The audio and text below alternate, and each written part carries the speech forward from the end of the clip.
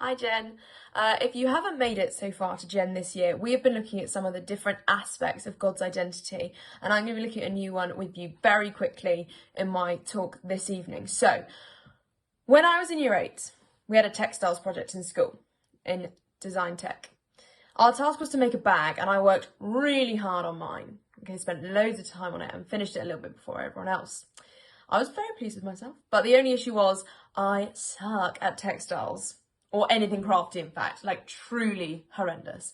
And that's why the next lesson, having finished my bag the one before, when I couldn't find my bag anywhere, my lovingly handcrafted bag, I found out that another girl had cut it up, thinking it was scrap fabric. That's how bad it was. This bag I poured my heart into, she thought it was just the scraps, and she cut it up to make her bag, which was better than mine.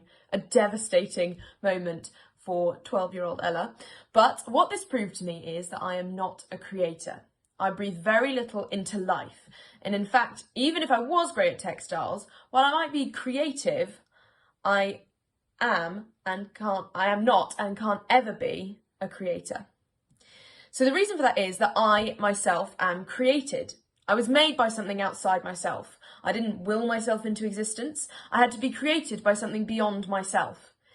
Now, God is the ultimate creator. He can take that title because he himself was not created. He's what we call self-existent, and that means he needs nothing to exist. Nothing created him, no elements needed to line up perfectly, no big coincidence had to occur, no one designed him. When we look at Genesis 1, we see in the beginning God created the heavens and the earth. And we hear that in the beginning God created. He himself wasn't created, he did the creating.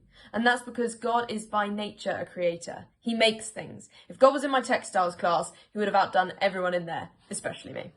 So what does it matter that God is the creator and we are the created?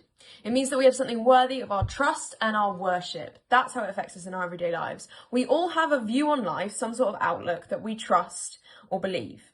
Even if yours isn't the Christian faith, you still have one.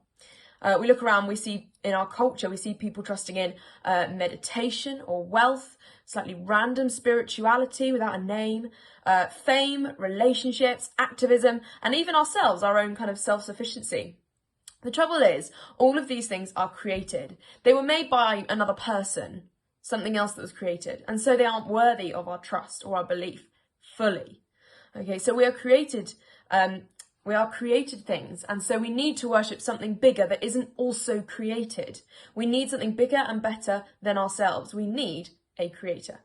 Worshipping created things essentially leads to disappointment because they will fail. Meditation lacks challenge, wealth lacks satisfaction, spirituality lacks truth, fame lacks depth, relationship lacks selflessness, activism lacks fulfillment, and we ourselves lack a lot of things. So we need to go to the one who we can trust completely, knowing that because he is the creator and not the created, he will lack nothing and will give us what we truly need.